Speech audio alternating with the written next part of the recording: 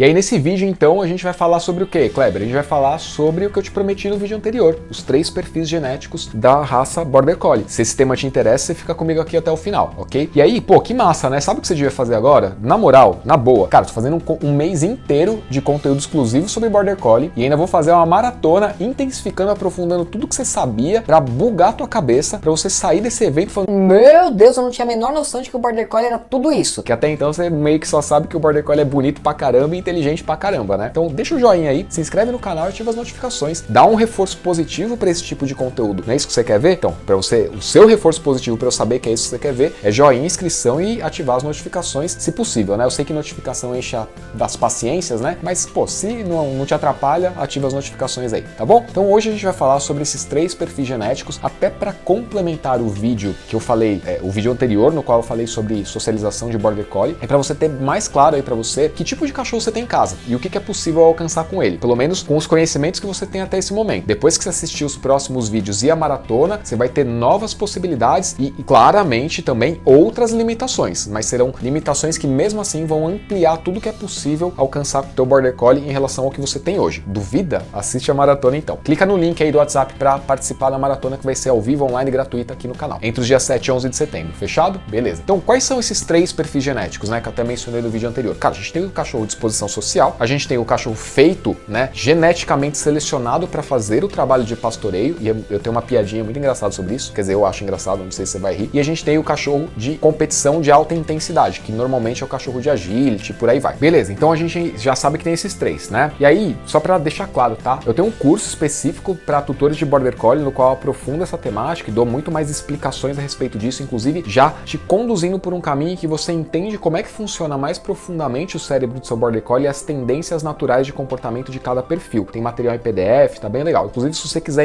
entrando hoje, eu já te dou os bônus que eu vou abrir no evento. E são bônus que vão valer a pena. Mas se você não entrar hoje, tudo bem, no evento você paga um pouquinho mais e tá beleza. Você que tem que decidir, não sou eu que decido por você. Mas vamos lá. Dentro desses 3 perfis, o que é importante entender? Primeiro, as características em comum. Não vou citar todas, tá? Que senão fica um vídeo muito longo e isso já tem dentro do curso o tal do Border Collie. Existe sim uma tendência de personalidade, eu explico isso melhor no curso, que tende a direcionar o indivíduo para comportamento agressivo. O que é comportamento agressivo, Kleber? Comportamento agressivo é, por exemplo, o comportamento de pastoreio. Convenhamos, se você já viu o vídeo de Border Collie aprendendo a pastorear um filhote, né, um filhote aprendendo a pastorear, você deve ter notado que esse cachorro estava inicialmente com medo, inseguro. E aí, ele estava encarando um outro bicho que, por natureza, é inseguro e medroso diante de um possível predador. Diante de 2 medos, vence quem tem menos medo, né? Então, o Border Collie, nesse sentido, não só tem menos medo, como tem uma tendência ao comportamento agressivo. Só que no caso de um cachorro de raça, que não é um lobo, o comportamento agressivo, ele é direcionado, moldado até um ponto específico da agressividade. Ou seja, ninguém quer para um trabalho de pastoreio um animal que abata os outros animais vivos. Então, nesse sentido, o Border Collie tem o seu comportamento agressivo, que foi moldado, né, que foi lapidado ao longo de gerações para que ele chegasse apenas no ponto inicial da agressividade, ou num dos pontos iniciais da agressividade, e não consumasse essa agressividade às vias de fato, que é ir lá e morder as canelas dos bichos. Por que eu tô te falando isso? Porque o cachorro de pastoreio, ele tem uma característica, todos eles têm, tá? Os 3 têm essa tendência, cada perfil mais ou menos, tá? E eu já vou te falar o que tem menos. Só que o cachorro de exposição social é muito engraçado, a piadinha que eu ia falar. Porque quando você pega pra treinar um cachorro de exposição social e tem outros bichos enlouquecendo e tudo mais, ou ele quer muito ir lá brincar, ou ele caga geral. E quando ele caga geral, eu fico imaginando o que tá dentro da cabeça de um Border Collie, né? Eu fico imaginando esse cachorro no meio do pasto, vendo os boi tudo se perdendo, tudo louco, e ouvindo lá o cara que conduz o trabalho do Border Collie com som. E eu fico imaginando esse Border Collie assim: tem um boi ali, tá saindo, mas daqui a pouco ele volta pro grupo, né?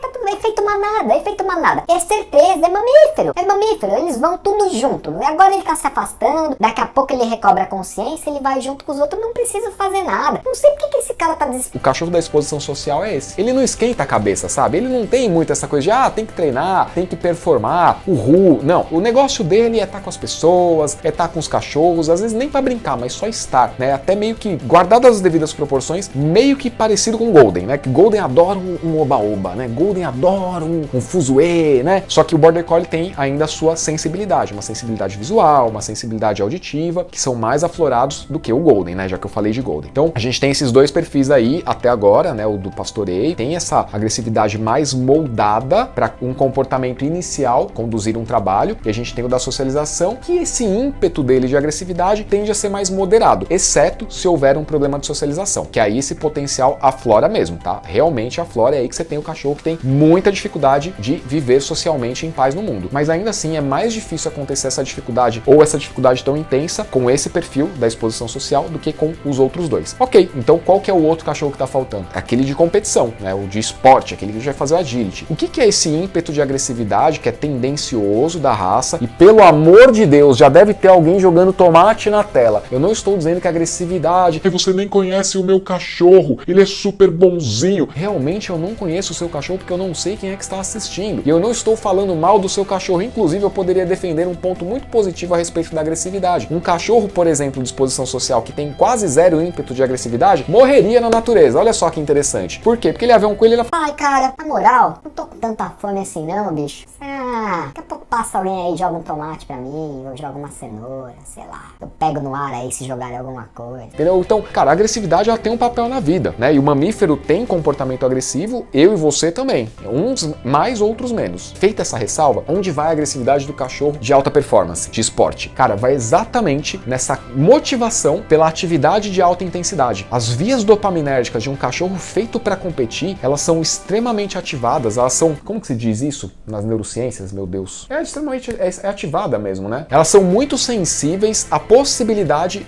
de praticar o esporte de alta intensidade. Então, vou pegar um exemplo humano. Manja gente que adora fazer um crossfit, que adora fazer corrida de, 8 quilômetros, sabe, assim, por dia, todo dia tá lá, fazendo aquela corrida muito doida, que não sou eu. Eu sou meio que esse border collie aí da exposição social. Eu fico vendo, eu falo, cara, na moral, acho que não, brother, não é pra mim não. Então, no meu cérebro, ver gente malhando, eu ir lá malhar, cara, não ativa, sabe, não dá liga, assim, pra mim. Então, pra esse border de esporte, o treino de alta intensidade, corrida, bicicleta, essas coisas mexem muito com ele. A motivação dele tá muito aí. E aí, esse ímpeto tendencioso da raça, né, esse ímpeto do comportamento agressivo, ele é direcionado para uma atividade de alto impacto, uma atividade de longa duração, normalmente, moderada, ou de curta duração e muito intensa. O que é moderada e longa duração? Uma corrida, andar de bike com você, andar de skate. Quem tem um border collie é louco para levar cachorro para andar de bike e de skate, né?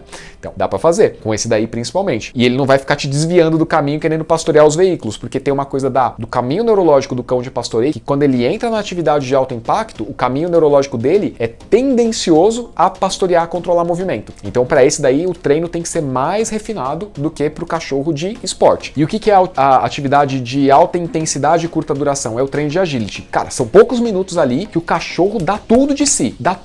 Ele fica vidrado querendo a próxima rodada. Você vê o cachorro de agility esperando para dar largada, cara, ele só falta falar, pinta logo essa merda! Porque ele tá desesperado para praticar aquilo ali. O cachorro foi feito para aquilo, sacou? Ele foi feito para fazer essa parada. Então, hoje a gente já conseguiu abordar aqui, até de uma certa forma profunda, né? Já entrando em alguns pormenores aí, esses 3 perfis genéticos, e a gente vai complementando o conteúdo sobre Border Collie ao longo desse mês para aprofundar definitivamente dentro da maratona a cabeça do Border Collie. Curtiu esse vídeo? Ficou com dúvida? Tem alguma coisa aí que não tá relacionada com o tema de hoje, mas que tá mexendo com você, te deixando inseguro, te deixando insegura, com dúvida e tudo mais? Deixa nos comentários. Se eu não puder responder no texto, eu respondo na maratona. Fechou? Então é isso. Um abraço, a gente se vê no próximo vídeo e na maratona a cabeça do Border Collie. Até mais!